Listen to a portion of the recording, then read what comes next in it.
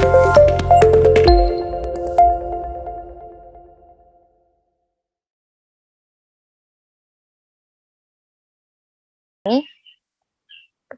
ya terima kasih Meza, Rifani sudah berbagi ya. Materinya singkat pada hari ini kita kaitkan ya, implementasi pengembangan masyarakat dengan isu-isu ekosistem, isu keragaman ekosistem ya. Kenapa tadi Ibu membuka diskusi kita ya dengan menanyakan daerah Ananda di mana seperti itu. Ini terkait di mana kondisi daerah itu menunjukkan tentu adanya keragaman ekosistem. Kembali Ibu ingatkan untuk deskripsi mata kuliah kita, diharapkan ya mata kuliah ini dapat menjelaskan landasan teorinya sehingga kita mampu menganalisis ini konteks di masyarakat dan menerapkan aksi pengembangan masyarakat di lapangan tentunya dengan memahami konsep, prinsip ya bagaimana untuk menerapkan aksi pengembangan masyarakat.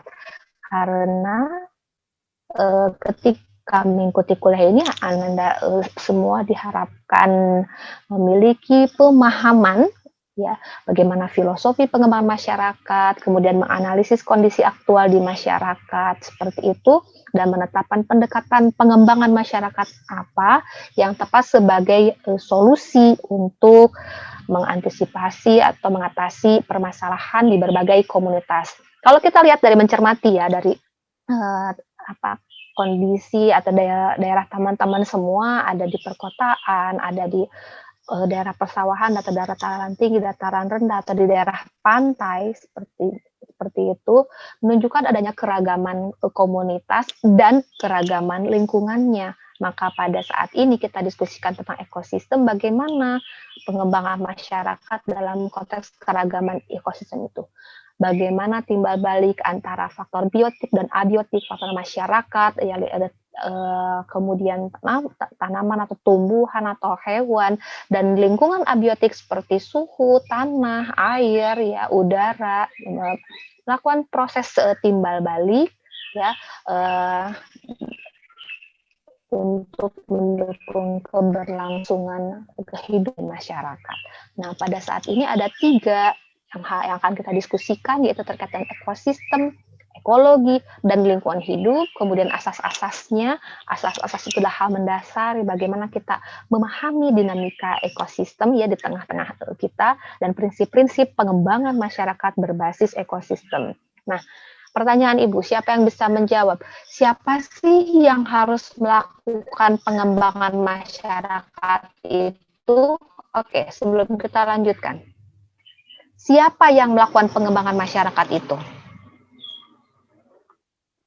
Ya, boleh Mahfud? Mahfud, siapakah yang melakukan pengembangan masyarakat?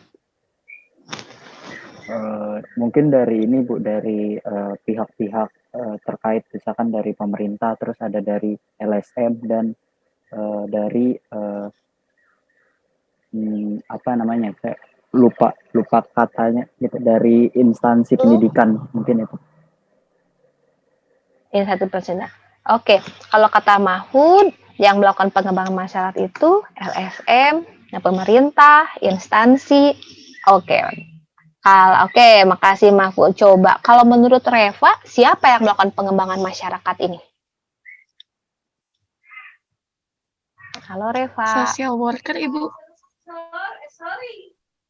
Oke, pertanyaan berikutnya, siapakah social worker itu?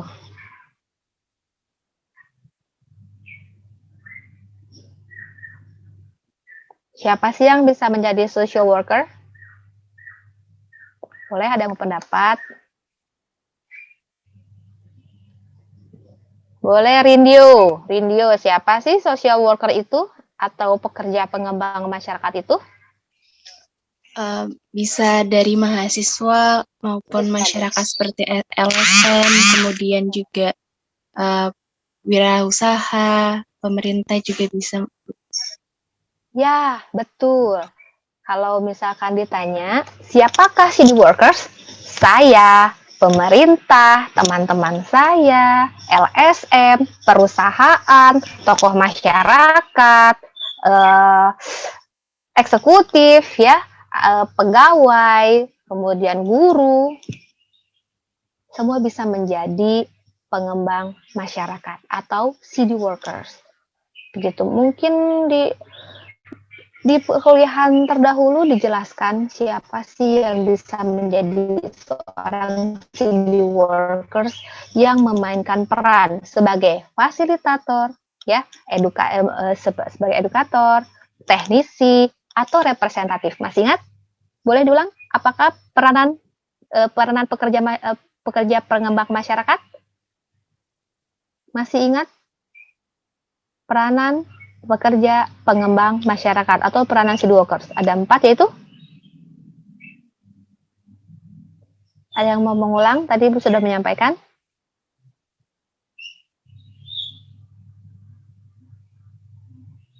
Apa peranannya?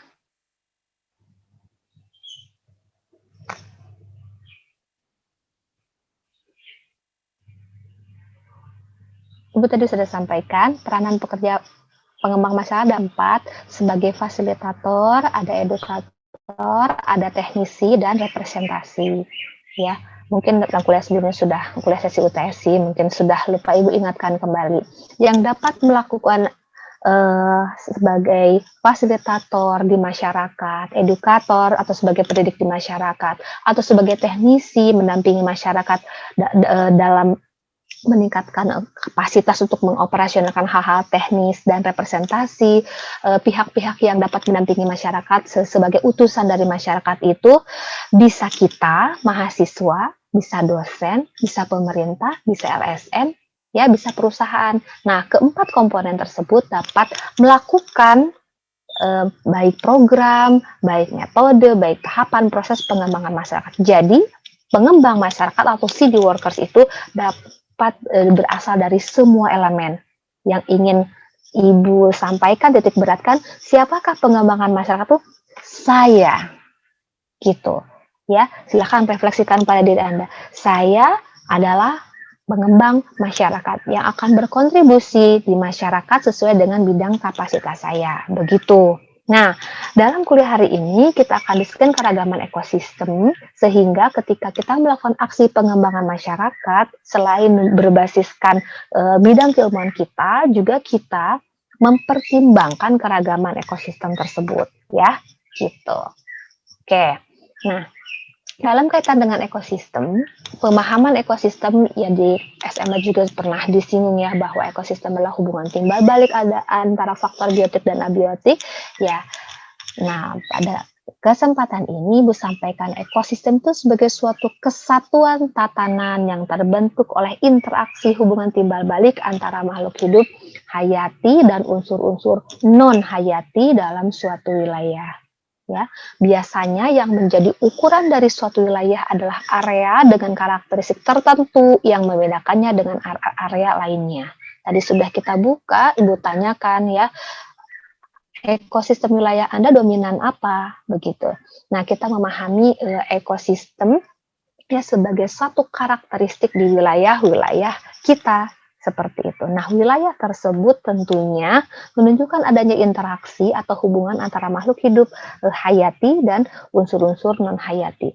Kemudian tadi Ibu menanyakan, apa kondisi abiotik atau kondisi alam yang dominan tampak? Ada yang menunjukkan angin kencang, ya, suhu panas, kemudian adanya kebocoran gas seperti itu. Artinya, ya, dalam masyarakat kita, di daerah kita ya, selain ada unsur masyarakat sebagai bagian dari hayati, makhluk hidup hayati juga sangat terkait dan berinteraksi dengan unsur-unsur non hayati seperti air, udara, tanah, angin, suhu, seperti itu ya. Nah, kemudian kita cermati bersama kaitannya antara ekologi dan lingkungan hidup. Nah, posisi kita ini di sini manusia sebagai makhluk biologis, dan manusia ini dalam interaksinya dengan lingkungan dan dalam interaksinya dengan antar manusia dan lingkungan ya, menciptakan kebudayaan di mana kebudayaan itu ya meliputi karya, cipta, dan karsa, atau di sosiologi ya pernah disinggung bahwa kebudayaan itu ada tiga wujud, ada wujud ideal atau gagasannya, ada wujud fisik, dan ada wujud perilaku. Nah, ada karya, cipta, dan karsa yang dibentuk oleh manusia sebagai makhluk biologis. Nah, di sini masyarakat manusia dan kebudayaannya itu menunjukkan adanya satu bentuk interaksi sehingga manusia membangun kebudayaannya, dan dalam kebudayaan itu di dalamnya ada manusia yang berinteraksi yang menghasilkan karya, cipta, karsa. Tapi manusia ya dalam membangun kebudayaan ini membangun interaksi juga dengan unsur-unsur yang hidup, yaitu hewan dan tumbuhan, juga unsur-unsur tak hidup, air, udara, tanah. Dan inilah yang merupakan lingkungan hidup manusia. Lingkungan hidup manusia dibentuk oleh dua unsur yang hidup dan unsur tak hidup. Nah, ekologi manusia itu merupakan suatu ilmu yang mempelajari hubungan manusia dengan manusia lainnya dalam lingkungan hidupnya, di mana lingkungan hidupnya terdiri dari unsur-unsur yang hidup dan unsur-unsur tak hidup, ya, sehingga manusia membangun kebudayaannya. Kalau kita lihat ada dua panah ya yang saling bertimbal balik ini, nah artinya apa? Bahwa manusia membangun kebudayaan, dan kebudayaan inilah ya juga membentuk manusia dalam keragaman kebudayaan tertentu begitu. Nah, kemudian kita lihat ini asas untuk memahami ekosistem. Pertama, asas untuk memahami dinamika ekosistem ya, bahwa energi yang terdapat dalam satu ekosistem dianggap sebagai energi yang disimpan atau dilepaskan. Apa itu energi? Energi adalah kekuatan untuk melakukan sesuatu, ya, adalah daya untuk melakukan sesuatu. Dan dalam ekosistem ya banyak ragam energi, ada energi metabolisme, ya, ada energi cahaya matahari untuk proses metabolisme tumbuhan, ada energi panas, ada energi gerak. Nah, kekuatan dan daya-daya dalam ekosistem itu sebagai energi yang disimpan atau dilepaskan. Yang kedua, tidak ada pemanfaatan energi yang efisien. Maksud dari efisiennya karena energi itu tadi ada yang disimpan dan ada yang dilepaskan, gitu. Tidak energi itu tidak digunakan secara efisien sesuai dengan tepat begitu ya untuk melakukan sesuatu, karena ada energi-energi yang disimpan dan dilepaskan seperti itu ya. Dan materi, energi, waktu, keanekaragaman termasuk kategori sumber daya alam. Mohon dicermati ya, apa saja sumber daya alam dalam konteks ini, asas-asas ini, yaitu materi, ya, mungkin wujud-wujud fisik dari apa yang ada di sekitar kita, energi, kekuatan, dan daya-daya untuk melakukan sesuatu, ya, untuk berproduksi, untuk mengkonsumsi, ya, untuk menjalani kehidupan kita seperti itu dalam bentuk ragam energi. Dan waktu, ingat ya, waktu adalah sumber daya yang tidak bisa diperbarui karena waktu tidak bisa kembali, ya. Dan keanekaragaman menjadi sumber daya alam, ya, karena dengan keanekaragaman ini menjadi bekal untuk penghidupan, ya, makhluk biotik yang ada di antara kita di alam ini, begitu. Yang keempat, peningkatan ketersediaan sumber daya alam akan mempengaruhi penggunaan energi dan air. dan kepadatan penduduk, kepadatan populasi, ya sifatnya mengikuti hukum pertumbuhan. Artinya apa? Semakin tinggi ya populasi atau semakin padat, maka penggunaan energi dan air juga meningkat. Oke, sampai sini silakan. Silakan dicermati tadi. Apakah ada yang ingin didiskusikan? Boleh komentar. Ibu menunggu komentar ya. Tadi kita sudah diskusikan ekosistem dan ada 4 asas yang kita diskusikan. Kemudian ada konsep ekologi manusia. Silakan berkomentar. Oke, Ibu ingin mendengar komentarnya dari Naura. Silakan Naura.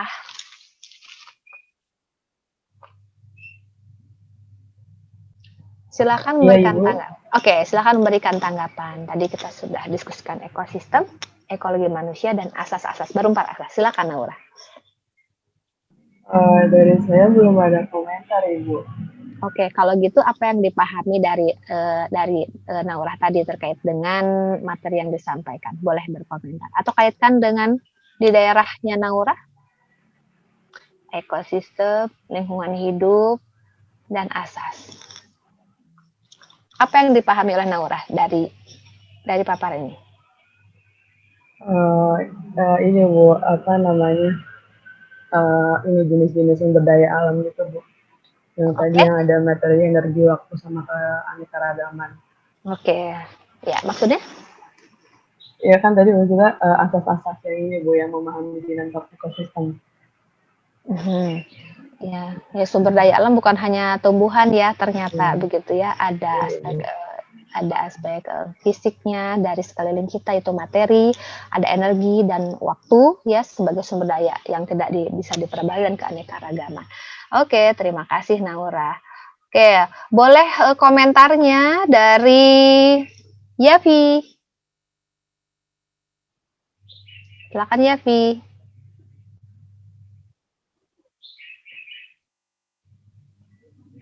Iya Bu. Ya, menurut Yavi mungkin ada komentar dari apa yang sudah Ibu sampaikan? Belum ada Bu. Oke, kalau gitu apa yang Yavi pahami dari ekosistem, ekologi manusia, dan asas? Tentang lingkungan Bu. Oke. Yang ada jenis kayak waktu yang kayak gitu tadi. Terus apa lagi deh? Silakan apa saja yang dipahami. Kalau belum paham nanti dijelaskan. Ada unsur hewan, tumbuhan, dan lain sebagainya Bu. Oke, nah ini unsur-unsur yang hidup dan unsur-unsur tak hidup. Inilah lingkungan hidup manusia. Oke? Iya. Oke, terima kasih. Ya, kita lanjutkan. Nah, asas selanjutnya adalah, nah di sini ya, makhluk hidup yang mampu beradaptasi dengan lingkungannya akan mampu bersaing. Ya, makhluk hidup yang bisa beradaptasi dengan lingkungan panas, ada lingkungan dingin, ya tidak semua makhluk hidup dapat bertahan di cuaca yang ekstrim, sehingga ya kita tahu tidak semua manusia atau masyarakat bisa tinggal sebagai penduduk di Eskimo, atau tidak semua masyarakat juga bisa tinggal di daerah pesisir pantai yang panas seperti itu ya, dan semua makhluk hidup ini berupaya untuk beradaptasi, sehingga dengan proses adaptasi yang panjang ya dalam suatu masyarakat itu bisa bertahan dan menunjukkan keragaman masyarakat yang tinggal di dataran tinggi, dataran rendah, pedesaan, perkotaan. Mungkin bagi sebagian masyarakat pedesaan untuk tinggal di lingkungan perkotaan ya tidak terbiasa atau tidak nyaman dengan hiruk pikuk dan sebagainya.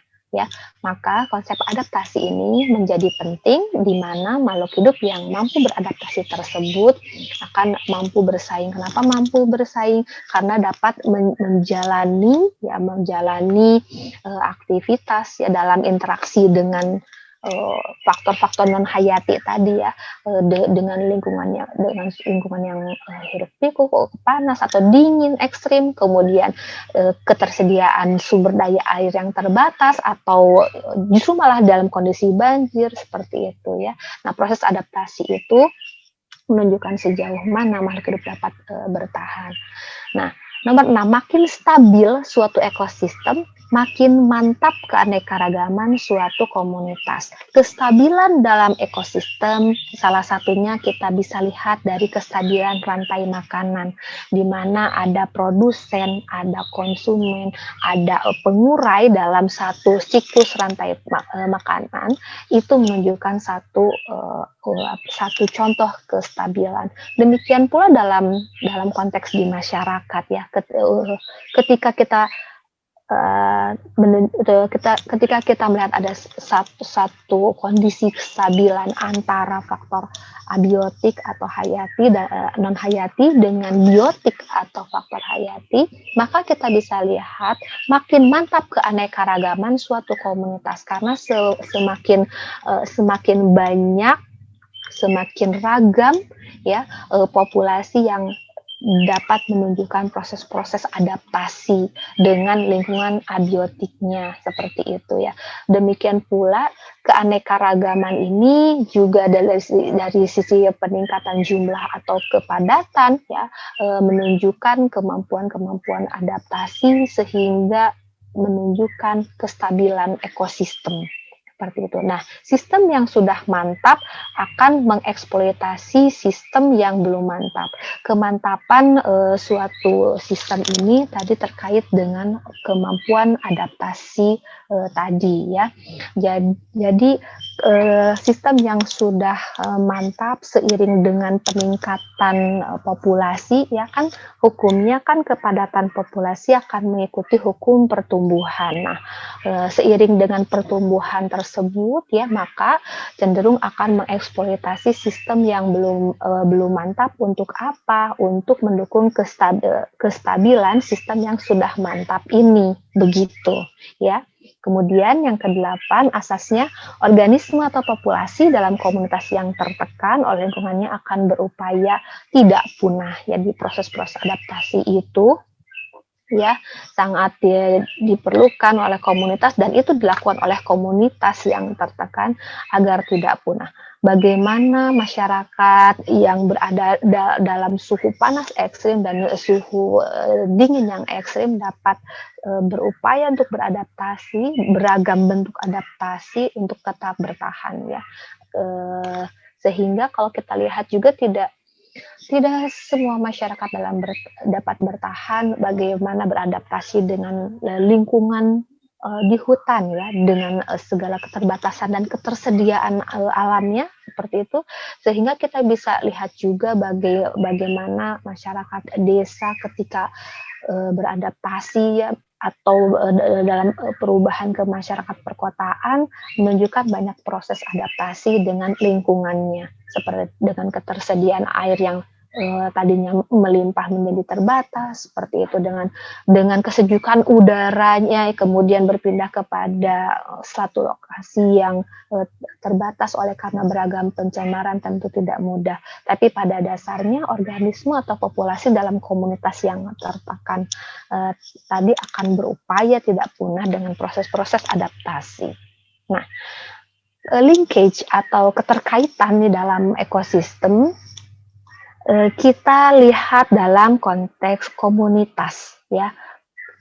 Kita sadari bersama, tadi di awal Ibu buka, bagaimana ekosistem di daerah Anda masing-masing gitu ya. Nah, di sini kita cermati bahwa terdapat keragaman komunitas. Nah, keragaman komunitas di mana Anda berada dan saya berada ya, dipengaruhi oleh beragam faktor yang berbeda. Nah, perilaku yang ditunjukkan sama oleh masyarakat belum tentu dilatar belakangi oleh motif yang sama. Ya, misalnya mengapa kita melakukan perilaku konsumsi pangan yang sama, seperti itu ya. Konsumsi pangan ya, perilakunya mungkin sama tapi motifnya mungkin berbeda. Ada yang motifnya kesehatan, ada yang motifnya untuk dikaitkan dengan nilai-nilai masyarakat. Memang mengkonsumsi pangan ini adalah bagian dari budaya kita ya, atau motifnya itu ya pangan ini kita konsumsi ingin sehat, atau pangan ini kita konsumsi karena pangan ini kekinian. Motifnya bisa bisa beragam tapi perilakunya yang sama. Demikian juga sebaliknya. Motifnya sama, ingin sehat, tapi perilaku konsumsi pangannya bisa jadi beragam. Ingin sehatnya sama, atau misalnya ingin kondisinya nyaman, motifnya ingin sejahtera. Nah, perilaku masyarakat untuk mencapai kesejahteraan itu perilakunya berbeda meskipun motifnya sama. Jadi karakteristik ekosistem itu menunjukkan keunikan, ya, berdampak pada perilakunya dan penciri khas komunitas. Begitu. Oke, sebelum itu kita lanjutkan. Silahkan Rinem, apa yang unik dari masyarakat Anda? Boleh Ibu dibantu Rinem, apa yang unik dari masyarakat Anda? Kalau menurut Ibu sih Rinem ya, Ibu coba Rinem. Yang unik dari masyarakat Bogor itu adalah pola migrasi sirkuler.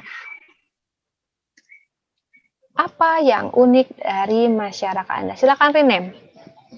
Masyarakat Bogor ini adalah masyarakat yang berada di daerah penyangga ibu kota. Maka migrasi sirkuler sangat dominan, seperti itu. Ya, meskipun berjarak sekitar kurang lebih 20 km ya, tapi jarak kemudian kondisi kemacetan tidak menyurutkan masyarakat Bogor Barat untuk melakukan migrasi sirkuler setiap hari ya untuk mencari nafkah. Dan menurut Ibu itu adalah kekhasan dan keunikan pada masyarakat Bogor Barat secara umum. Kalau di masyarakat Anda apa? Silakan Rinem, Ibu tunggu. Oke. Yayu, di mana Yayu? Tadi di pergeseran tanah atau udah Rinem belum ya ini? Yayu udah Rinem belum? Sedang Ibu mau Rinem. Oh iya, apa? Pergeseran tanah itu menjadi satu keunikan dan kekhasan. Di manakah itu, Yayu? Enggak Ibu, itu pergeseran tanah yang tadi. Oh ya. Iya, kondisi alam. Oh iya, sekalian aja di mana itu Yayu pergeseran tanah tadi? Kondisi. Itu Sukabumi, Ibu. Di Sukabumi. Ya. Sebelah yang dekat laut itu. Enggak, jadi di daerah Yayu itu Sukabuminya maksudnya kabupaten. Nah, kebetulan kemarin itu ada 2 desa yang pergeseran tanah gitu. Terjadi pergeseran tanah. Oke. Dampaknya apa kemarin? Jadi masyarakat itu emang besar gitu Bu. Masyarakat tuh sampai ngungsi gitu dari rumah-rumahnya dan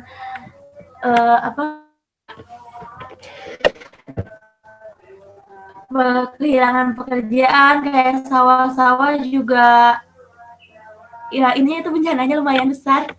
Oh, tahun berapa? Dia kan kayak awalnya 2020 kemarin masih baru. Oh, yes, Sukabumi ya. Oh.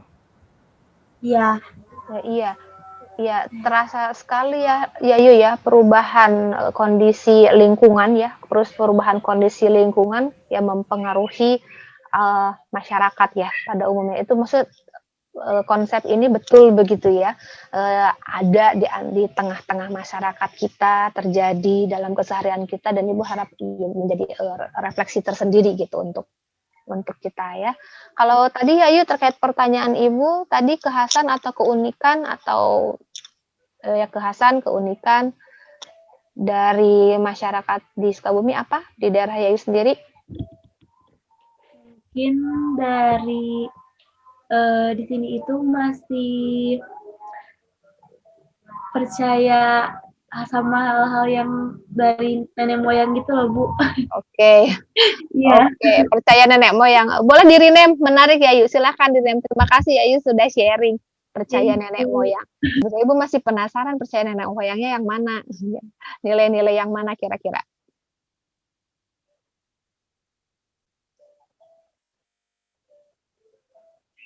Apakah dalam pertanian atau dalam kehidupan sosial masyarakat?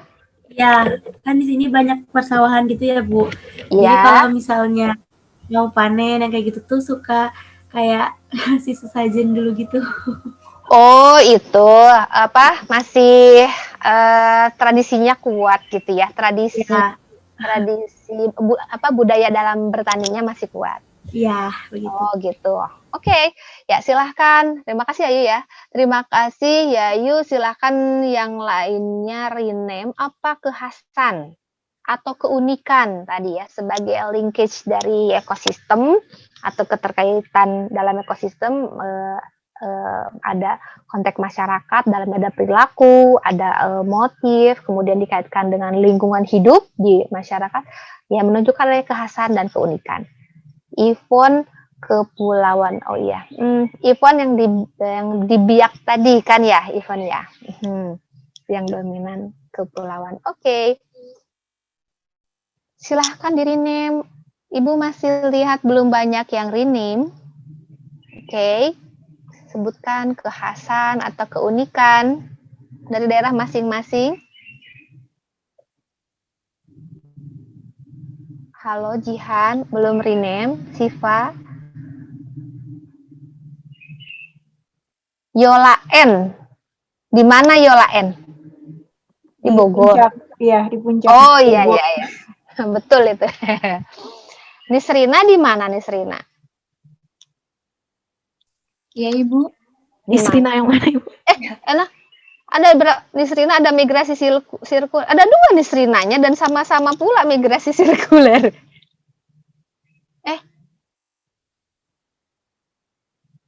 Ya, silakanlah 2 Nisrina. Nisrina silakan. Boleh sharing. Kalau saya di Bogor, Ibu.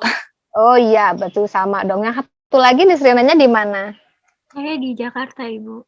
Oh iya, apa yang dominan? Iya, Ibu. Kalau ini sama juga, kurang lebih sama kayak yang di Bogor, Ibu, kalau di tempat saya. Oh, Jakartanya di? Jakarta Timur, Ibu. Iya, oke.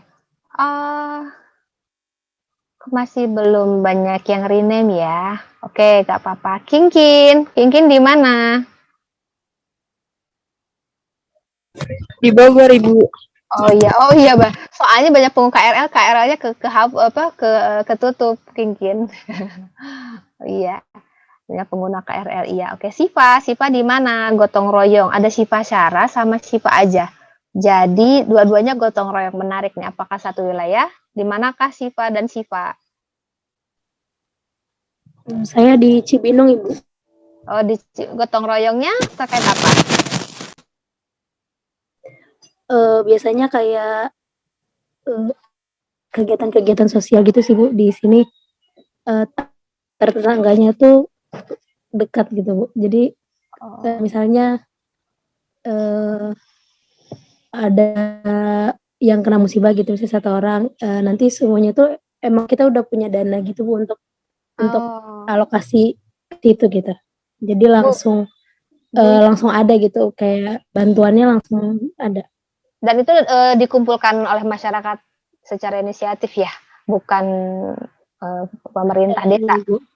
Ya. Oh, gitu ya, Bukan. Oke, Siva, terima kasih. Silakan Siva satu lagi, bukan Siva Syara. Siva di mana? Saya juga di Bogor, Ibu. Sebelah mana? Belakang Botani Square yang Barnang Siang 3. Iya, gotong royongnya dalam konteks apa?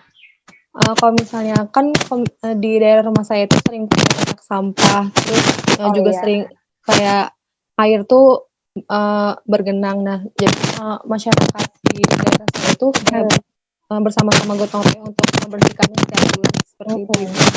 Oke, terima kasih. Iya. Terima kasih sharingnya ya. Nunik, logat bicara apa nih Nunik kekhasannya? Jadi di Indramayu kan banyak desa gitu ya, Bu. Ya. Orang-orang desa, entar desanya tuh pada saat menggunakan bahasa daerah tuh punya logat masing-masing gitu. Jadi ketika dipertemukan di acara besar misalnya kayak desa ini bertemu dengan desa ini, terus kayak oh kamu dari desa ini ya, karena logatnya tuh ketara gitu, Bu, logat bicaranya kayak gitu. Kan sama dari Indramayu ya? Iya, tapi Padahal kayak punya ciri sama. khas masing-masing, ada yang belakangnya agak dipanjangin, ada yang kayak ya udah biasa aja gitu. Iya, iya. Oh iya, menarik ya kekhasannya. Oke, kalau kita bicara bahasa, terima kasih tadi sudah berbagi. Ya, kalau kita bicara keunikan, banyak aspek yang menunjukkan keunikannya, baik dari nilai sosialnya, kemudian tadi ke bahasanya, bagaimana cara mereka, perilaku mereka dalam bermata pencaharian ya. Kita lanjutkan dulu. Nah, kalau tadi kita bicara linkage, ini kita diskusikan terkait ekosistem bagaimana dipahami. Nah, ekosistem itu bukan dipahami sebagai faktor tunggal, melainkan sebagai satu kesatuan dari berbagai elemen yang membentuk ekosistem ya. Ada ekosistem tadi hayati, non hayati, ada lingkungan hidup manusia, ada unsur hidup dan unsur tak hidup, termasuk tadi manusia dan manusianya yang membangun kebudayaan. Kemudian kedua, bentuk jaringan kehidupan yang saling menghubungkan satu kepentingan dengan kepentingan yang lain ya. Tumbuhan, hewan, manusia memiliki kepentingan dan alam juga punya kepentingan untuk terus lestari dan dapat menyokong kehidupan hayati ya, makhluk hidup. Kemudian menggambarkan mata rantai kehidupan komunitas yang tinggal di dalamnya ya. Ekosistem saya, ekosistem Anda, semua itu menggambarkan mata rantai kehidupan komunitas kita ya. Nah, dalam pengembangan masyarakat, keterkaitan antar komponen tersebut dijadikan penciri khas dari masyarakat ya. Penciri khas itu tadi kita lihat dari berbagai komponen yang membangun di masyarakat, baik unsur-unsur tak hidup, unsur-unsur hidup, dan manusia itu sendiri. Nah, apa prinsip-prinsip pengembangan masyarakat berbasis ekosistem? Nah, prinsipnya adalah sumber daya biologis harus dimanfaatkan atau dikelola sesuai dengan kemampuan dan kodrat alamiah ya dalam untuk pelestarian. Kemudian kualitas lingkungan dan produktivitas sumber daya alam, bagaimana materi, energi, waktu, dan keanekaragaman sebagai sumber daya alam itu diwariskan dari satu generasi ke generasi selanjutnya minimal sama dengan kualitas sebelumnya. Karena apa yang terjadi kalau kualitasnya lebih rendah, berarti generasi berikutnya akan mengalami ketidakseimbangan seperti itu. Ya, misalkan pemanfaatan sumber daya alam, hutan, misalkan yang terlalu atau tidak atau mengesampingkan pelestarian, tentunya generasi masa depan atau generasi selanjutnya tidak bisa memanfaatkan hutan. Demikian pula sumber daya air ya, sumber daya energi yang lainnya, apabila satu generasi ini tidak bisa memanfaatkan tidak bisa mewariskan dengan kondisi yang sama ya, maka generasi ke depan terancam punah. Penggunaan sumber daya biologi yang dapat diperbarui lebih diprioritaskan. Kenapa? Karena penggunaan sumber daya biologi itu dapat diperbarui. Kemudian teknologi dan manajemen yang diterapkan tidak mempengaruhi keragaman alamiah yang ada. Untuk itu teknologi dan manajemen atau tata kelola sumber daya alam oleh manusia ya, itu harus dapat mendukung kelestarian dengan cara apa? Membangun tata kelola atau kelembagaan ya yang dapat mendukung pelestarian sumber daya alam tersebut. Ya, kemudian pengelolaan sumber daya diarahkan pada integrasi dan kemanfaatan ganda sumber daya alam. Jadi kemanfaatan sumber daya alam itu tidak hanya bermanfaat dari aspek ekonomi, meningkatkan pendapatan. Tentunya kemanfaatan ganda juga harus dicapai dengan menjaga kualitas lingkungan untuk menyediakan sumber daya alam itu agar terus tersedia. Dan kemanfaatan ganda sumber daya alam juga harus diarahkan untuk tetap menjamin nilai-nilai sosial atau tetap menguatkan aspek sosial di masyarakat seperti itu ya. Kemudian pemanfaatan material harus dalam rantai alamiah sepanjang mungkin, dan penggunaan material dalam pengelolaan sumber daya tidak mengganggu dinamika ekosistem yang tadi ya. Penggunaan material itu ya baik penggunaan berbagai sumber alam lah ya, sumber daya hutan, sumber daya daratan tinggi, sumber daya di area persawahan, sumber daya di pertambangan, sumber daya di perkebunan, ya diharapkan tidak mengganggu dinamika ekosistem atau ada upaya-upaya untuk menjaga agar ekosistem itu tetap berjalan ya dengan stabil tadi. Limbah akibat pengelolaan sumber daya dibatasi pada ambang batas daya asimilasi lingkungan. Daya asimilasi lingkungan itu adalah kemampuan lingkungan untuk dapat menerima limbah ya, untuk dapat ya, selain menerima limbah juga untuk dapat beradaptasi dengan kondisi limbah itu sehingga dapat dikendalikan ya. Limbah tidak menjadi sesuatu yang menyebabkan gangguan untuk kestabilan lingkungan seperti itu ya. Karena ini kan sekarang banyak ya perusahaan juga sudah didorong untuk pengelolaan limbah ya dengan sebaik-baiknya, maka pengelolaan limbah itu juga didukung dengan kebijakan dan tata aturan ya, agar apa? Agar pengelolaan limbah menjadi bagian pengelolaan sumber daya yang dapat dikendalikan. Kemudian kuantitas dan kualitas produksi harus melampaui kuantitas dan kualitas produk-produk buatan atau sintetik. Kenapa? Karena buatan alami itu juga mendorong pelestarian sumber daya alam itu sendiri ya. Nah, kuantitas dan kualitas komoditas yang dihasilkan harus dapat memenuhi kebutuhan minimal manusia yang jumlah dan permintaannya semakin meningkat. Tadi ya, penduduk atau kepadatan populasi itu mengikuti hukum pertumbuhan. Ya, dengan penduduk semakin bertumbuh akan menggunakan energi, menggunakan air, menggunakan sumber daya alam lainnya dengan lebih banyak. Oke, ini yang penting. Dalam ekologi kebudayaan, menurut Clifford Geertz, kita baca ini Clifford Geertz, kita lihat proses atau pola adaptasi ekologi ya, itu melibatkan inti budaya dan non inti budaya di sini. Bahwa pola adaptasi ekologi ya itu didukung oleh berbagai sistem di sini, berbagai unsur di sini ya. Ada pemanfaatan teknologi eksploitasi sumber daya alam. Nah, dengan adanya teknologi eksploitasi sumber daya alam ini, ya, dapat mendorong bagaimana populasi penduduk dan organisasi ini terbangun untuk mewujudkan satu sistem sosial politik. Nah, inilah yang akan membangun kebudayaan di masyarakat. Bagaimana penggunaan teknologi sumber daya alam, bagaimana dinamika penduduk ya, itu mendorong munculnya organisasi-organisasi ekonomi yang dapat memenuhi kebutuhan penduduk yang semakin meningkat. Nah, organisasi ekonomi ini dapat berjalan, penggunaan teknologi eksploitasi ini dapat berjalan dengan dukungan sistem sosial politik ya, sistem sosial politik yang bersesuaian. Ini yang disebut dengan inti budaya. Tadi disebutkan di manakah posisi bahasa, kemudian ideologi, ya, sistem religi, di manakah posisinya, nah, merupakan bagian dari non inti budaya, seperti itu. Ya, oke, sampai sini selesai. Materinya selesai. Ya, silakan tanggapan.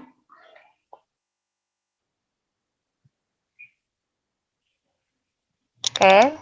Materinya selesai, kita akan diskusi kasus. Silahkan Nurul, ada tanggapan? Belum ada pertanyaan Ibu sampai sini. Oke, nggak apa-apa kalau nggak ada pertanyaan. Silahkan tanggapan saja. Apa yang Nurul pahami? Ya, gimana coba? Kenapa Ibu? Maaf tadi. Oh ya, silakan. Apa yang Nurul pahami? Gak usah bertanya juga. Apa sih yang Nurul pahami? Karena slide selanjutnya tuh kasus-kasus. Ada 4 kasus. Nah, sebelum ke kasus, kita pahami dulu konsepnya. Sudah selesai ke materi kuliahnya. Oke, Bu. Menurut Nurul memahami apa? Ya, Bu. Mungkin tadi dari prinsip ya, dari bahwa pengembangan masyarakat ini harus meskipun berbasis ekosistem harus melihat gitu beberapa prinsip-prinsip yang harus kita lebih perhatikan gitu Bu. Di antaranya tadi yang sempat saya ini adalah teknologi dan manajemen yang diterapkan itu tidak mempengaruhi keragaman alamiah yang ada gitu Bu, karena mungkin banyak di antara pengembangan masyarakat gitu ya Bu, yang dimana sudah mempengaruhi gitu atau adanya perubahan keragaman alamiah itu yang ada di daerah sekitar gitu kan, karena juga hal ini bisa menurut saya bisa memunculkan masalah gitu Bu, kalau misalnya sampai keragaman alamiah yang ada di daerah tersebut itu sampai terganggu gitu. Kemudian juga tadi yang sempat saya menarik itu di ini ya Bu, di limbah akibat pengelolaan sumber daya. Iya, karena itu kadang juga ada beberapa gitu yang mungkin terutama gitu yang di misalnya perusahaan gitu ya Bu, atau limbah ini adalah hal yang harus diatasi bersama gitu, dan nggak bisa dari satu pihak aja gitu. Mungkin itu Bu dari tanggapan saya. Ya, oke, bagus Nurul. Terima kasih sudah sangat mencermati. Ya. Terima kasih. Oke, silakan Yulinda. Halo Yulinda. Iya Ibu. Oke, silakan. Halo Ibu. Nggak usah bertanya, boleh menanggapi saja atau apa yang dipahami, boleh sharing. Mungkin yang di prinsip poin ke-9 dan 10 ya Ibu. Oke, ini. Iya, di prinsip ke-9 itu kan dijelaskan kalau misalnya lebih baik kalau misalnya komunitas produksi yang non buatan itu lebih banyak gitu kualitas dan kuantitasnya dibandingkan yang buatan atau sintetik. Tapi di poin ke-10 itu ditekankan bahwa komoditas yang dihasilkan harus dapat memenuhi kebutuhan minimal manusia dan jumlah permintaan yang meningkat. Sedangkan seperti yang kita tahu ya Ibu, sebetulnya permintaan manusia itu terbatas dari sumber daya alam yang dihasilkan, dan sebetulnya permintaan manusia itu terbantu sekali justru dengan produk-produk buatan atau sintetik. Seperti itu sih Ibu yang saya cermati, terutama dari poin 9 dan juga 10. Kalau gagasan Yulinda seperti apa nih gagasan kreatifnya? Bagaimana ya mengatasi itu? Misalkan contoh saja ya, dari mau mencontohkan apa Yulinda? Boleh, nanti kita bedah. Belum ada sih Ibu sampai saat ini untuk gagasannya sendiri. Oh gitu. Contohnya apa? Mau dari pangan atau mau dari sandang? Boleh ya, kebutuhan akan sandang atau pemukiman. Kalau produk-produk pangan deh, apa produk pangan yang relatif menggunakan penggunaan bahan pengawet pada makanan kali ya, karena pangan atau berbagai jenis makanan itu menggunakan bahan pengawet ya untuk menjaga ketersediaan permintaan di masyarakat gitu kah? Oh, ini mahasiswa gizi kah? Seingat Ibu? Iya, oke, kita analis dari pangan dan gizi. Kira-kira gimana? Mungkin contohnya ketersediaan pangan, kemudian kebutuhan dengan pangan dalam jumlah besar, atau produksi massal ya, seringkali pangan produksi massal begitu. Kemudian penggunaan bahan-bahan pengawet mungkin yang kurang aman, tapi di sisi lain masyarakat perlu mengkonsumsi begitu ya. Oke, ada gagasan apa Yulinda?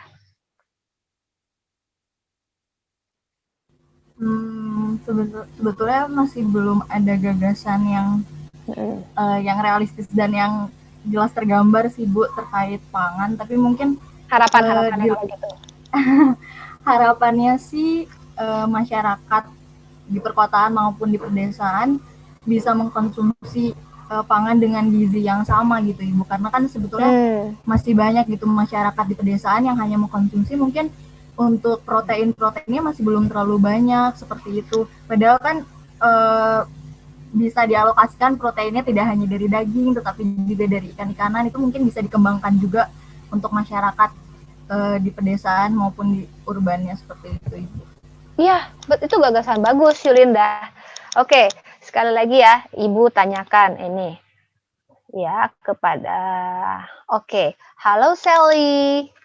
Halo Sally, Ibu mau tanya nih, siapa yang bisa menjadi pengembang masyarakat Sally? Ya, halo Ibu.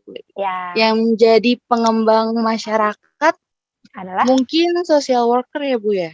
Tadi Ibu udah jelasin di awal kuliah. Iya. Siapa coba? Bisa diri saya sendiri. Ya, betul. Terus? Terus, tokoh-tokoh masyarakat, pemerintah. Bagus. Ya, terus? Lembaga atau institusi setempat mungkin, Ibu. Ya, terus apa lagi? Kurang satu disebutkan. Apa lagi ya? Ayo, siapa yang tahu? Yang belum disebutkan Sally apa? Baru kepikiran itu, Ibu. Satu lagi apa ya? Coba. Temannya bantu. Apa yang belum disebut siapa? Yang belum disebutkan Sally. Perusahaan, Ibu. Ya, betul, Rindio. Nah, jadi semua pihak ya sebaiknya bisa menjadi pengembang masyarakat sejauh menerapkan prinsip-prinsip ini, gitu. Ya, Sally juga mampu, Linda juga mampu tadi ya. Yulinda juga mampu menjadi seorang pengembang masyarakat. Ya, pengembangan masyarakat itu apa sih? Pengembangan masyarakat itu adalah suatu proses ya, metode, ya tahapan dan gerakan bagaimana pembangunan agar berpihak kepada masyarakat dengan prinsip-prinsip apa? Membangun pemberdayaan masyarakat, mendorong partisipasi masyarakat, mendorong keswadayaan lokal, membangun kajian daring di masyarakat, ya kan? Gitu kan, sehingga berkelanjutan. Itu pengembangan masyarakat. Nah, siapa yang menjadi pengembangan masyarakat itu? Siapa yang menjadi pengembangan masyarakat itu?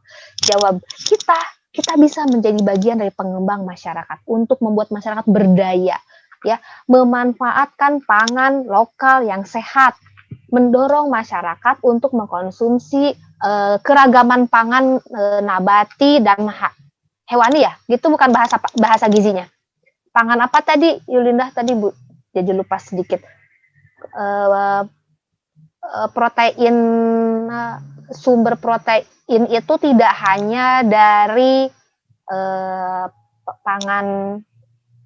pangan hewani, begitu ya maksudnya Pak? Tapi ada pangan nabati yang bisa dikonsumsi sebagai protein, begitu kan? Dan itu perlu sosialisasi, itu perlu pemberdayaan ke masyarakat oleh kalian lah. Ya, sebagai pakar gizi. Begitu salah satunya. Ya. Nah, kemudian, oke, Sally, bagaimana tanggapannya terhadap materi ini? Boleh. Tadi pertanyaan dulu. Kalau menurut Sally, apa yang Sally pahami? Menurut yang saya pahami dari materi ini tuh ternyata kita sendiri itu sangat bisa berpengaruh terhadap lingkungan sekitar ya, Bu. Ya, betul. Mungkin kita bisa apalagi kita sebagai mahasiswa mungkin bisa bisa menjadi salah satu wadah gitu untuk mengembangkan masyarakat setempat. Apalagi kita dari Fakultas Ekologi Manusia kan ya, Ibu. Harus lebih banyak berdampak terhadap sosial masyarakat setempat. Itu, Ibu. Ya, tadi Ibu udah ulang 4 peranan pekerja pengembang masyarakat. Sally masih ingat? Tadi Ibu sudah ulas. Sebagai? Kebetulan tadi saya keluar masuk gitu, Ibu. Jadi yang tidak mendengarkan yang bagian akhir-akhir. Oke, itu tadi bagian awal. Gak apa-apa, Sally. Bisa bantu Sally siapa tadi teman-teman yang bantu Sally? Sebutkan 4 peranan pekerja masyarakat. Pekerja pengembangan masyarakat atau CD workers. Boleh dibantu? Ada 4? Ada. Ya. Ibu. Oke, Ivon dan Lutfi silakan. Boleh Lutfi, boleh Ivon. Itu aja, fasilitator dan sebagai edukator. Oke, terima kasih Ivon. Boleh Lutfi? Teknisi dan representasi, Bu. Ya, ada 4 gitu. Jadi teman-teman dari Gizi ya bisa memainkan peranan itu. Tapi harus prinsipnya ini, gitu loh.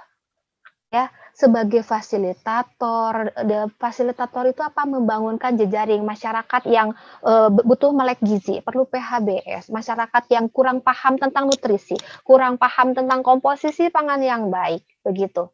Ya, fasilitasinya apa? Fasilitasinya pertemukan dengan jaringan lembaga-lembaga, tokoh-tokoh, pakar-pakar yang paham itu. ya, membuat sosialisasi, mendampingi mereka dengan pertemuan berkala, memfasilitasi, mengedukasi, memberikan materi. Ya, Anda kan pakar gizi, ke depan adalah calon ahli gizi. Nah, sebagai edukator memberikan edukasi kepada masyarakat, ya, optimalkan bidang Anda. Tapi prinsipnya ini bahwa berbagai proses pengelolaan pangan seperti itu ya, kemudian pemanfaatan sumber daya biologis, sumber daya untuk produksi dan konsumsi pangan itu dengan prinsip-prinsip ini, sehingga menjadi fasilitator, menjadi edukator, dan menjadi teknisi tadi nih, teknologi dan manajemennya itu tidak mempengaruhi keragaman alamiah, tidak menghilangkan keanekaragaman hayati seperti itu, untuk penggunaan satu bentuk teknologi pengolahan pangan misalkan seperti itu ya. Kemudian representatif, ya Anda menjadi orang atau utusan masyarakat Anda gitu loh, yang mendorong atau yang menguatkan keunikan kekhasan masyarakat Anda sehingga dapat dijembatani untuk berjejaring dan untuk membangun interaksi dengan organisasi yang lebih luas, dengan pemerintah dan dengan perusahaan yang ada di sekitar masyarakat Anda. Begitu ya. Kalau kita tadi sudah diskusi apa sih yang bisa menjadi pengembangan masyarakat, apa sih peranannya, apa sih prinsip-prinsip pengembangan dalam pengembangan masyarakat berbasis ekosistem, begitu. Oh iya, dari IKK, atau tadi Ibu tanya dari Gizi ada, dari Gizi nggak ada nih?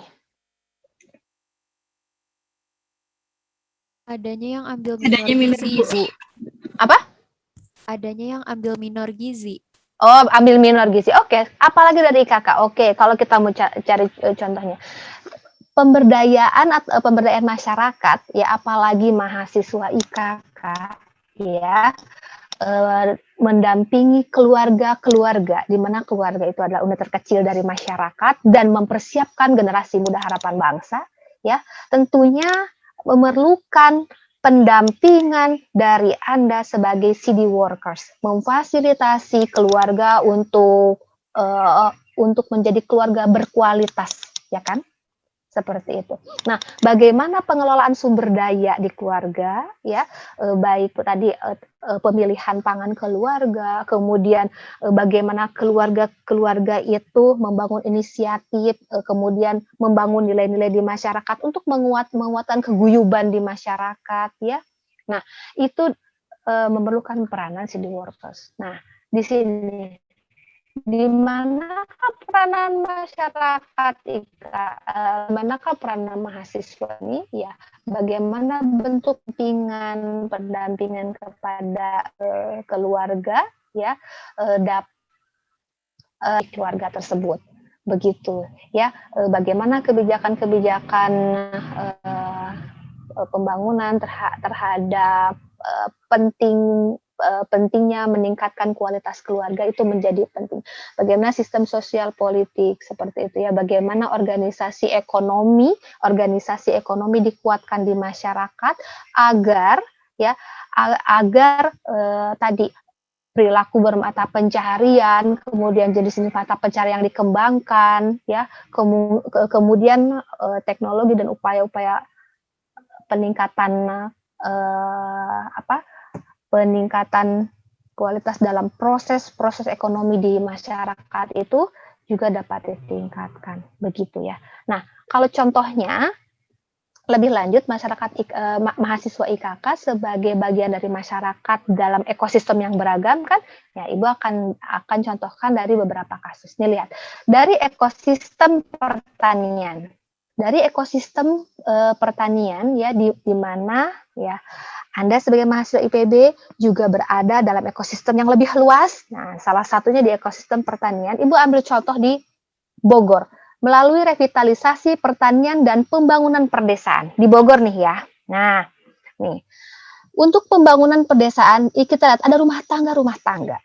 Nah, rumah tangga. Ya, Anda selain pendampingan kepada keluarga juga mendampingi beragam karakter rumah tangga. Ada rumah tangga nelayan, ada rumah tangga pertanian, betul tidak?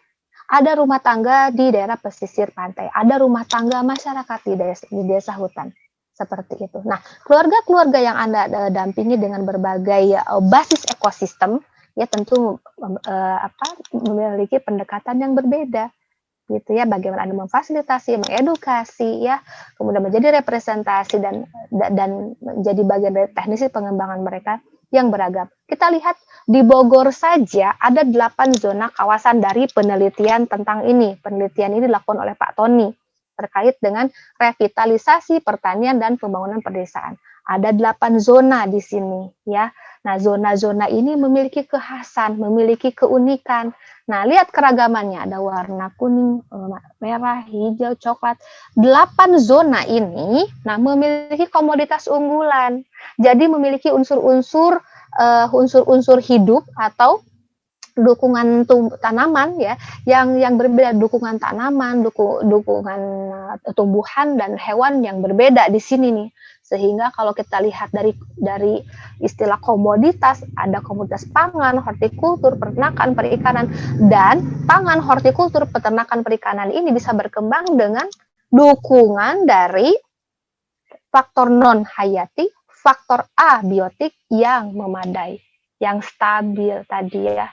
Nah, ini ya, ada 8 pola pengembangan kawasan. Dengan adanya tadi, ya, penetapan 8 zona tadi, melihat kekhasan, keunikan, dan dampak-dampak interaksi antara masyarakat dengan lingkungannya, maka ada pola pengembangan kawasan. Bagaimana kita mengembangkan 8 pola ini beda dong. Itu pengembangan agro-silvopastoral berbeda dengan pengembangan ekowisata di zona 1 dan 6. Sama, pengembangan di Biak, pengembangan di Medan, pengembangan Sukabumi, pengembangan Cianjur itu berbeda-beda, ya.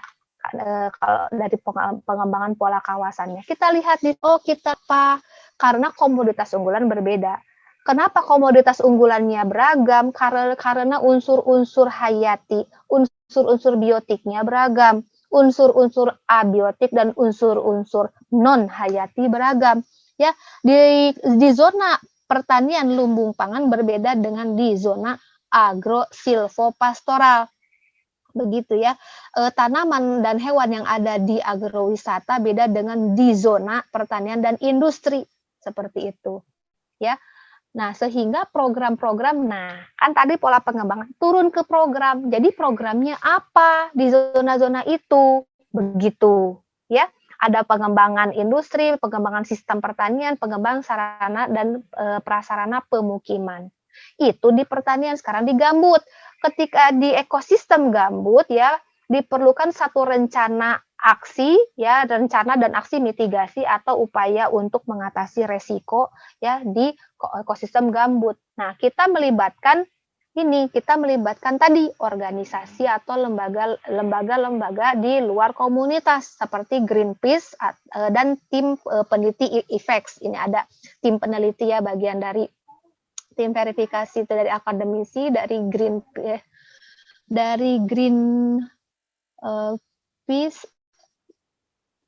Greenpeace itu organisasi yang bergerak di bidang lingkungan, ya, tapi di level global, ya, di dunia. Nah, ya, dari kedua pihak ini ada beberapa hasil pencermatan atau hasil kajian seperti ini, ya, bahwa SMART ini ada perusahaan, ini ada akademisi, ini ada organisasi non pemerintah, ya, atau LSM di level global. Nah, ketika mereka mencermati bagaimana interaksi antara masyarakat dengan lingkungan atau bagaimana lingkungan itu dikelola, ya, di sini lingkungannya kelapa sawit, ya, bagaimana lingkungan kalau tidak salah perkebunan kelapa sawit ini sebelumnya adalah ekosistem gambut seperti itu, ya. Nah, ini mereka melakukan analisis ini. Dari hasil analisis para pihak ini, ya, agak berbeda, ya, seperti itu.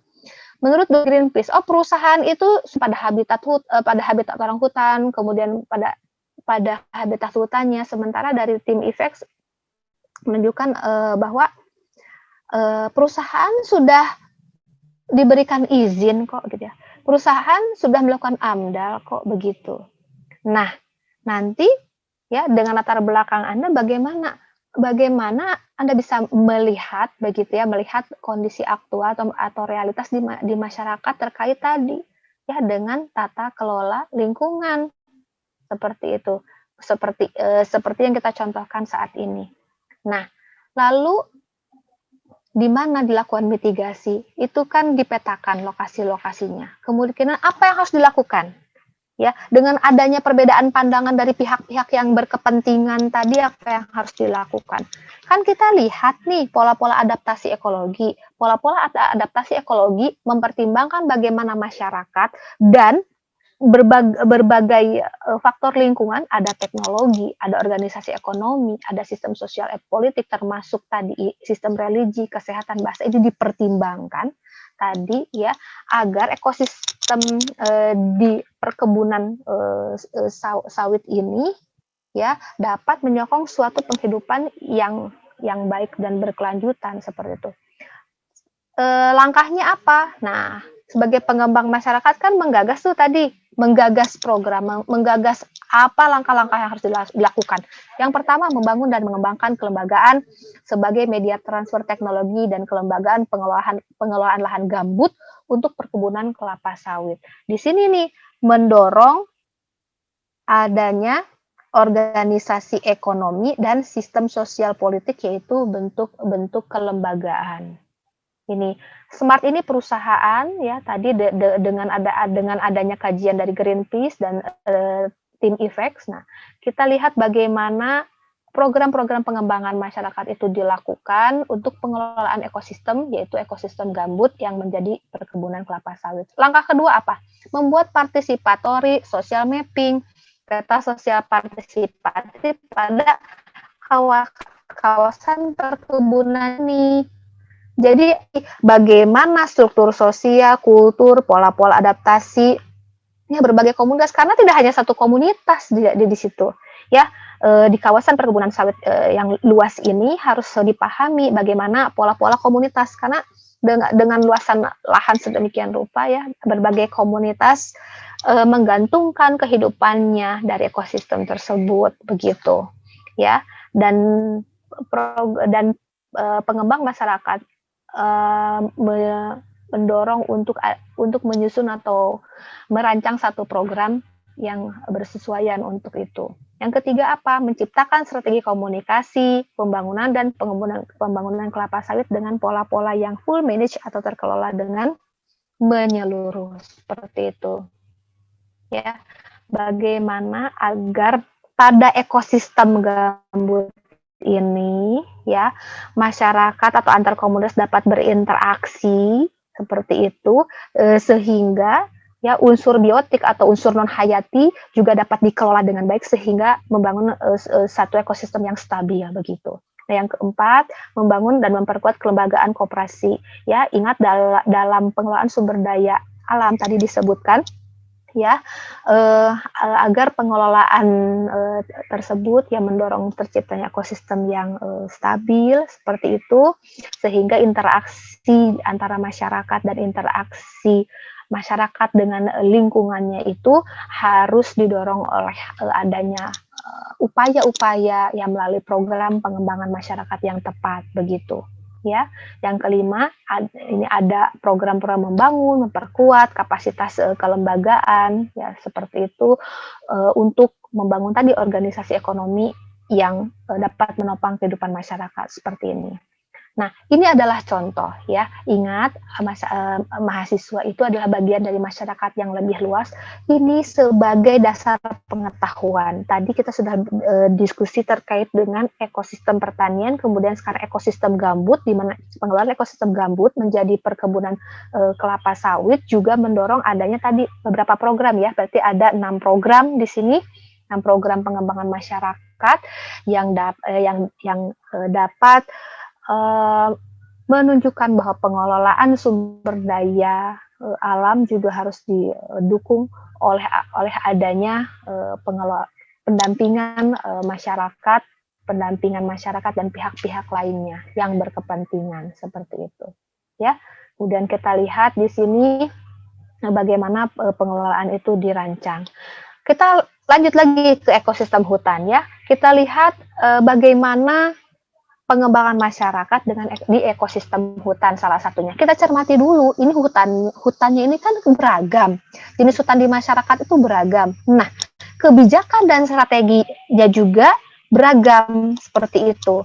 Ya, ada percepatan rehabilitasi kawasan hutan dengan cara pastinya. Kebijakan ini rehabilitasi, insentif para pihak, memudahkan perizinan untuk skema RIDD, mempermudah masyarakat akses ke bibit yang berkualitas, dan pengelolaan sumber daya hutan ini mendorong kebijakan dan strategi itu dirancang dengan adanya timeline untuk proses rehabilitasi ini atau proses menjalankan kegiatan ini. Ini menjadi penting. Sini siapa yang melakukan? Tim pengembangan masyarakat atau CD workers. Tapi itu sepertinya dilakukan oleh pemerintah. Iya, kan pemerintah seharusnya menjadi sebagian dari CD workers. Ya, kebijakan ini adalah kebijakan yang diberikan untuk masyarakat. Ya, di masyarakat juga ada CD workers-nya.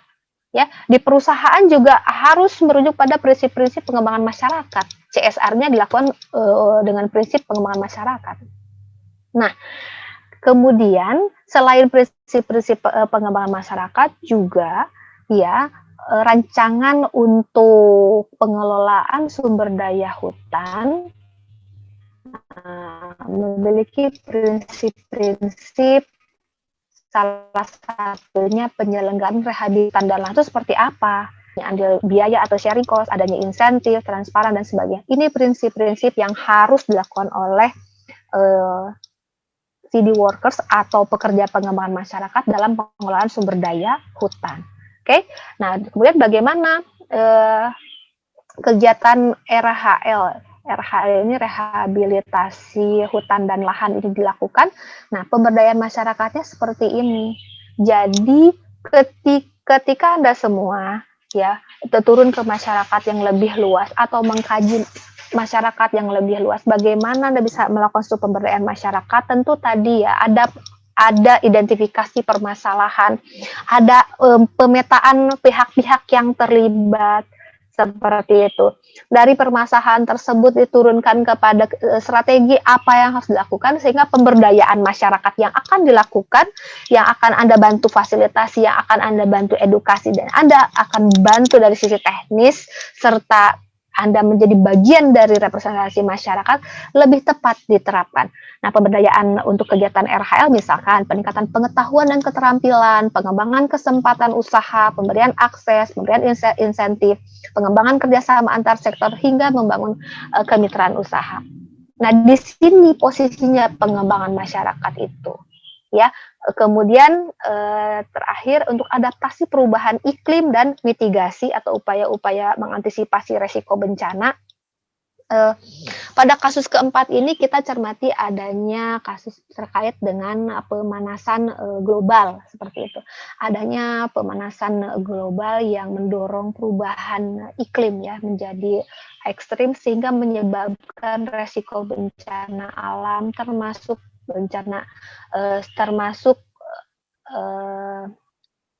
resiko bencana sosial yang menyertainya. Kekeringan, banjir, longsor, gagal panen tentunya menjadi bencana-bencana yang tidak hanya berdampak pada sisi ekonomi kan, tapi bagaimana kondisi lingkungan, bagaimana kerusakan lingkungan itu berdampak pada kehidupan ekonomi dan berdampak kepada kehidupan sosial. Ya, terjadinya pengangguran, kemiskinan, ya, rendahnya taraf hidup masyarakat ya dengan adanya tadi ya turunnya kualitas lingkungan. Nah, salah satunya adalah dengan program Kampung Iklim diharapkan dapat menjadi salah satu upaya untuk mengatasi pemanasan global ini. Begitu ya. Program Kampung Iklim itu di dalamnya berisi inovasi, adaptasi, perubahan iklim yang digagas oleh CD workers. Nah, CD workers itu menggagas bersama masyarakat atau CD workers yang menjadi bagian masyarakat itu yang menggagas dan memberdayakan masyarakatnya, dari masyarakat untuk masyarakat atau dari luar masyarakat untuk masyarakat secara internal, ya, tapi diharapkan semua pihak dapat melakukan pengembangan masyarakat, dapat menjadi city workers dengan menerapkan prinsip-prinsip pengembangan masyarakat yang sudah kita pelajari. Dan selain itu, mengingat keragaman ekosistem, maka selain prinsip-prinsip pengembangan masyarakat, juga prinsip-prinsip pengembangan masyarakat berbasis ekosistem harus dipahami tadi, ya. Nah, kemudian program Kampung Iklim itu ya didorong untuk membangun satu kelembagaan kampung iklim yang berkelanjutan. Bagaimana itu dilakukan? Ya, program Kampung Iklim melibatkan komunitas lokal. Dan komunitas ini dikelola, dibangunkan tata aturannya, cara-caranya, dibagi tata aturan kerjanya, apa yang harus dilakukan, ya, sehingga diharapkan dapat mewujudkan kelembagaan kampung iklim berkelanjutan. Di sini posisinya, peranannya pengembang masyarakat untuk mendorong tingkat partisipasi komunitas dan pihak-pihak lainnya, membangun tata kelola yang baik bersama komunitas dan pihak lainnya, mendorong tingkat kemandirian komunitas, membangun jejaring yang lebih luas, dan menerapkan kepemimpinan atau mendorong kepemimpinan di komunitas lokal, ya, dan dengan kepemimpinan para pekerja pengembang masyarakat diharapkan dapat melakukan pemberdayaan masyarakat yang tepat, begitu ya. Nah, salah satunya untuk kampung iklim itu ada program kita pada ekosistem kepulauan dan kelautan seperti itu. Berarti contoh yang kelima ya dalam kepulauan dan kelautan. Bagaimana kira-kira program untuk pengembangan kelautan dan kepulauan, mungkin ini salah satunya di Biak ya, kepulauan atau di kepulauan lainnya lah ya, karena kita banyak wilayah Indonesia yang merupakan daerah kepulauan. Tentunya tadi kita mulai dengan memahami, mengidentifikasi keragaman komunitas di setiap kepulauan itu. Bagaimana komunitas di pesisir pantai itu ya, mulai dari struktur, mulai dari budaya, kemudian nilai-nilai, kemudian unsur-unsur kebudayaan di dalamnya. Ya, bagaimana mereka bermata pencaharian, seperti itu. Bagaimana sistem sosialnya, sistem ekonomi, kita pahami terlebih dahulu, ya. Kemudian kita cermati dengan prinsip-prinsip pengembangan masyarakat berbasis ekosistem, ya. Nah, lalu kita berdiskusi bersama komunitas untuk membangun program pengembangan masyarakat yang tepat. Oke, sampai sini Ibu mohon komentarnya, ya. Ibu mohon komentarnya. Dari Ismi Leona, silakan Ismi. Itu tadi ada contoh-contoh ya pengembangan masyarakat berbasis ekosistem. Ada pertanian, ada hutan, gambut, perkebunan, terkait dengan perubahan iklim gitu. Silakan Ismi komentarnya. Iya Ibu, kalau tadi dilihat dari macam-macam komunitas yang ada, ini memiliki karakter yang berbeda dari masing-masingnya ya Ibu. Iya. Terus juga yang pasti prinsip dan strategi yang digunakannya dalam masing-masing ekosistemnya itu juga berbeda, yang tadi juga udah disebutkan. Oke, ya. Apa yang Ismi pahami dari 5 contoh tadi, Bu? Ada 5 contoh, mana yang paling menarik, yang paling dipahami oleh Ismi? Coba. Ismi mau mendiskusikan yang bagian mana? Ada 5 contoh. Pertanian, ekosistem hutan, ekosistem gambut, kemudian perubahan iklim, dan tadi di kelautan dan kepulauan. Apa kurang paham Ismi atau perlu Ibu tegaskan lagi yang mana?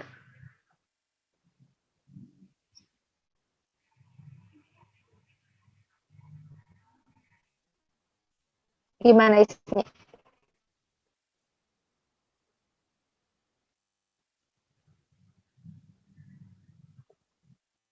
Halo Ismi? Ya Ibu, maaf tadi kemute. Kalau yang tadi ini yang saya ini ya Bu, yang saya pahami boleh. Yang karena ada matriks perbedaan yang ini sih, dugaan yang Greenpeace sama. Oh ya, oke. Itu sih Bu, kayaknya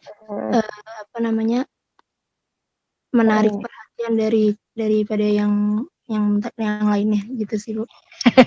Ya, gimana yang Ismi pahami terkait tadi dengan kaitan ekosistem dengan pengembangan masyarakat kira-kira dari kasus ini berarti ya, dari ekosistem gambut. Paham tidak mengkaitkan ke pengembangan masyarakatnya?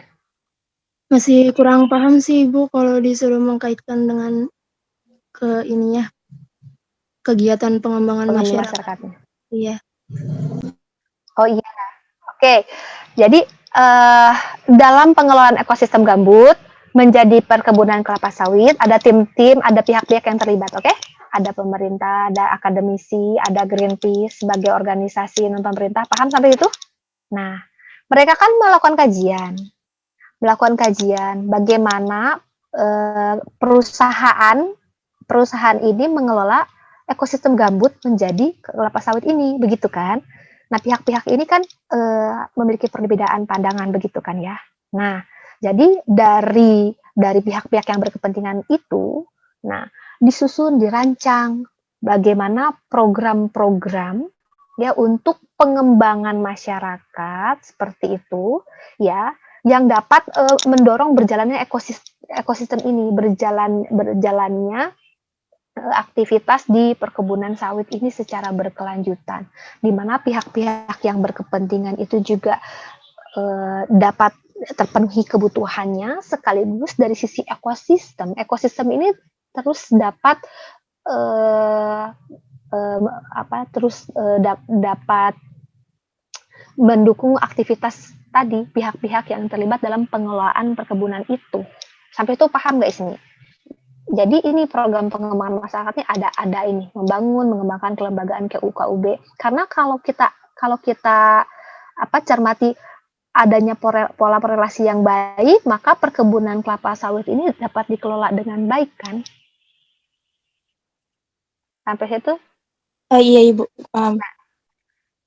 Oke. Nah, kalau menjelaskan ini gimana Ismi?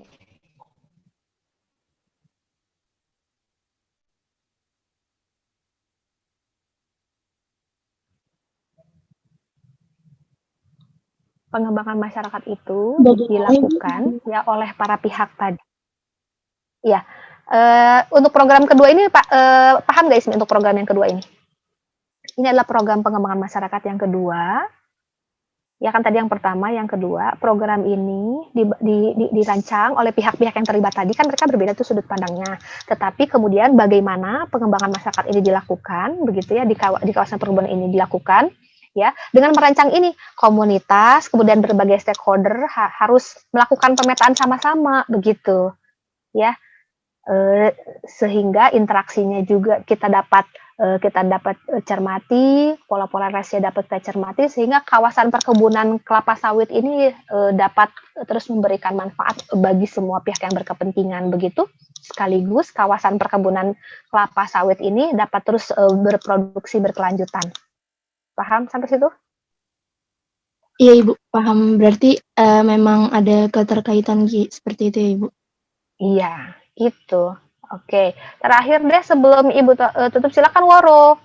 Makasih ya Ismi. Silakan Woro, boleh berpendapat dari kasus-kasus yang tadi mencontohkan hubungan antara tadi pemanfaatan sumber daya, kemudian ekosistem dengan program pengembangan masyarakat. Boleh? Silakan Woro. Iya Ibu. Ya, apa yang Woro pahami? Sebenarnya saya tertarik ke itu sih Bu, tadi yang ekosistem di bidang pertanian. Oke, sip. Gimana ini? Yang di Bogor tadi Bu, yang saya lihat. Karena ya menurut saya ini ya karena menurut saya ini ya, maksudnya sangat detail gitu pola pengembangannya, terus juga melakukan pendekatannya sangat mendalam gitu Bu di sekitar wilayahnya gitu, sampai ada pengelompokan di setiap wilayahnya gitu Bu. Pak Tony melakukan penelitian ini panjang dan timnya besar, seluruh Kabupaten Bogor, gitu. Jadi kalau kita mengetahui data potensi sosial, ekonomi, ekologi masyarakat, maka program pengembangan masyarakat juga dapat dipetakan dengan lebih tepat, gitu. Karena tadi prinsip pengembangan masyarakat berbasis ekosistemnya dapat dipetakan sampai sejauh ini, gitu. Oke. Ya, terima kasih. Oh iya, Ibu sedang mengisi IPBM ya, sambil menunggu Ibu mengisi IPBM, terlambat 5 menit, tambah sedikit lagi. Silakan pendapat dari siapa ya? Silakan, ini ada yang ganteng yang mau ini. Coba para ganteng, ada yang mau berpendapat? Ibu belum mendengar suaranya ini para ganteng. Silakan. Siapa ya? Boleh? Tadi belum mendengar ada mahasiswa laki-laki, silakan.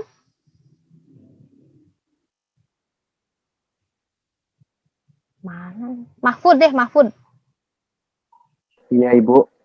Sok atuh berpendapat. Tadi 5 contoh Ibu tadi sampaikan kaitannya dengan ekosistem, pengelolaan sumber daya, dan program pengembangan masyarakat. Mungkin yang tadi Bu, yang terkait ini sih Bu, ekosistem pertanian. Saya Oh iya ini. Ya. Ini. Ya, tadi kan seperti yang bagaimana tadi disampaikan bahwa dari suatu wilayah itu kita harus tahu bagaimana zona-zona atau kawasan-kawasan yang mempunyai potensi yang untuk dikembangkan. Jadi tidak semua zona-zona tersebut harus disamaratakan gitu Bu, untuk pengembangannya. Jadi harus ada klasifikasi khusus, misalkan tadi seperti yang ini tadi dibagi itu ada 8 gitu. Ya, jadi seperti itu. Jadi ada klasifikasi khusus. Dan apabila sudah diklasifikasikan tersebut juga selaras dengan itu juga ada pola pengembangan yang harus dibangun pada masing-masing tiap tadi dari zona-zonanya dan kawasan-kawasan tersebut. Hal ini juga kan mengembangkan potensi yang lebih baik karena yang tadi itu sesuai gitu dengan karakteristik yang ada. Seperti itu sih Bu, mungkin tanggapan dari saya. Oke, Mahfud, terima kasih. Ingat di dalam komoditas unggulan ini, di dalam pemetaan ini, kita juga memetakan ekosistem di dalamnya, ya kan? Unsur hayati, unsur non hayati, ya, unsur hidup, unsur tak hidup, manusia, dan kebudayaan di dalamnya. Ini gambarannya, ya, semoga bisa dipahami, ya.